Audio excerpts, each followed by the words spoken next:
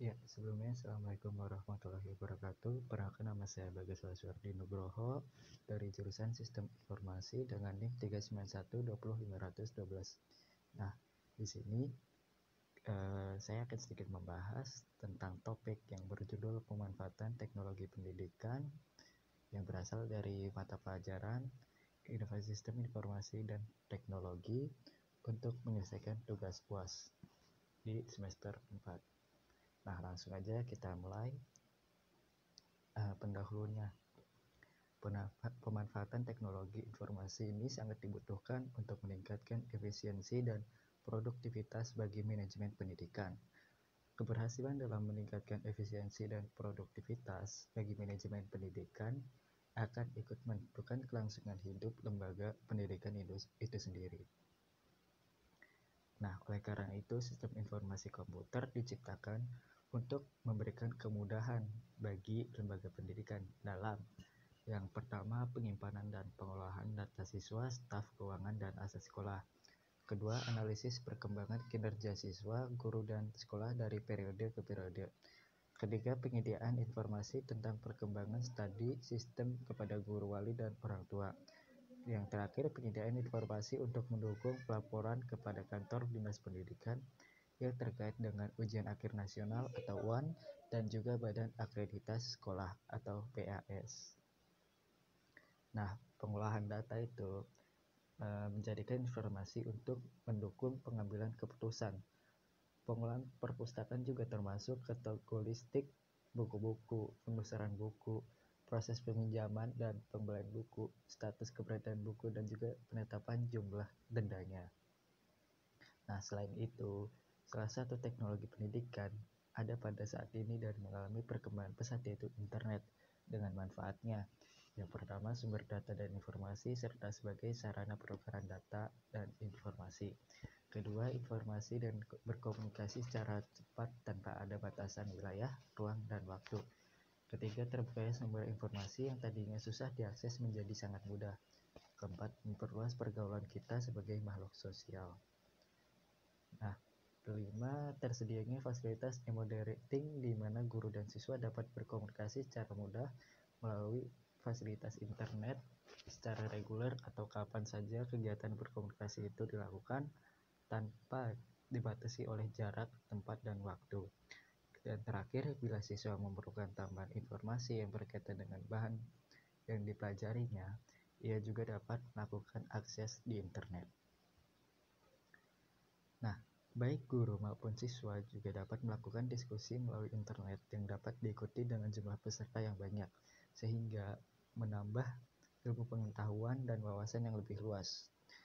Berubahnya peran siswa dari biasa pasif juga menjadi aktif, relatif lebih efisien, misalkan bagi mereka yang tinggal jauh dari perguruan tinggi atau sekolah konvensional, bagi mereka yang sibuk bekerja, bagi mereka yang bertugas di kapal, di luar negeri, dan sebagainya.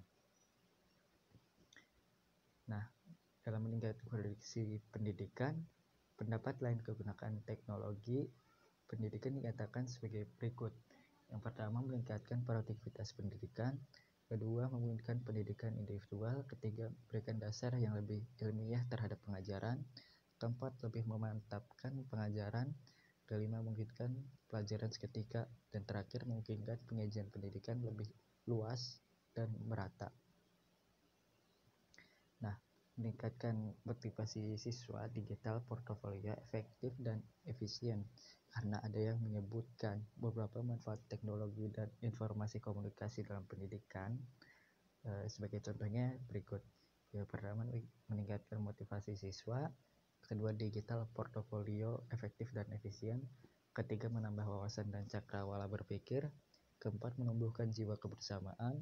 Yang kelima, menjadi alat ukur konsep pembelajaran yang kita lakukan dengan sekolah dari negara lain. Nah, secara umum, manfaat adanya teknologi menurut Hadjanto di tahun 1975 dalam buku yang lembar ke-2/5 adalah yang pertama, memperjelas penyajian pesan agar tidak terlalu verbalistis atau tahu kata-katanya tapi tidak tahu maksudnya. Kedua, mengatasi keterbatasan ruang, waktu, dan daya indera.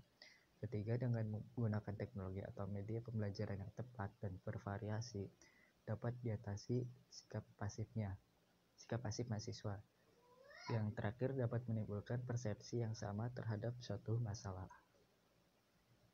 Nah, selain manfaat atau dampak positif tadi, kita juga tahu bahwa internet bagi siswa itu ada hal-hal yang negatifnya, yaitu yang pertama adanya ancaman virus, kedua pembajakan karya intelektual, ketiga penyebaran situs-situs yang tidak sesuai dengan moral, keempat kurangnya interaksi antara guru dan siswa atau bahkan antar siswa itu sendiri. Kurangnya interaksi ini juga bisa memperlambat terbentuknya velus dalam proses belajar dan mengajar.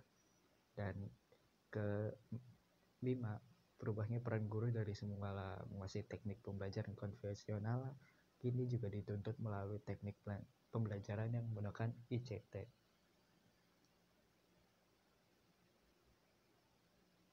Nah, selanjutnya siswa yang tidak mempunyai motivasi belajar yang tinggi cenderung gagal, lalu tidak semua tempat tersedia fasilitas internet. Mungkin juga berkaitan dengan masalah kayak listrik, telepon, ataupun komputernya. Lalu kurangnya mereka yang mengetahui dan memiliki keterampilan soal internet dan kurangnya penguasaan bahasa komputer.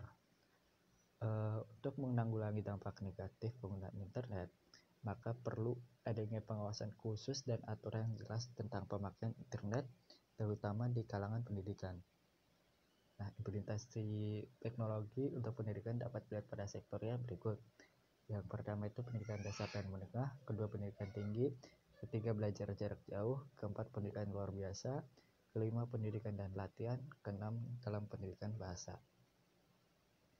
Nah, kesimpulannya yang dapat kita ambil yaitu pemanfaatan teknologi informasi ini sangat dibutuhkan untuk meningkatkan efisiensi dan produktivitas bagi manajemen pendidikan. Dengan kata lain, menunda penerapan teknologi informasi dalam lembaga pendidikan berarti menunda kelancaran pendidikan dalam menghadapi persaingan global. Nah, untuk membuat rangkuman ini, saya mengambil dalam beberapa hal, yaitu yang tercantum di daftar pustaka. Yang pertama dari Jalur Nur Cahyanto dengan judul Pemanfaatan ICT dalam Membangun Jaringan Pembelajaran Internasional, paper dalam Konferensi Guru Indonesia tahun 2007. Jakarta, November 2007. Yang selanjutnya Yun Esrianto MT, Pemanfaatan Teknologi Informasi dalam Pembelajaran di Jakarta, 15 Februari tahun 2008. Nah, sekian dari presentasi saya. Mohon maaf bila ada kesalahan kata dan mohon maaf bila tidak ada kejelasan dalam penjelasannya. Saya Bagas Lazwardi pamit undur diri. Terima kasih. Wassalamualaikum warahmatullahi wabarakatuh.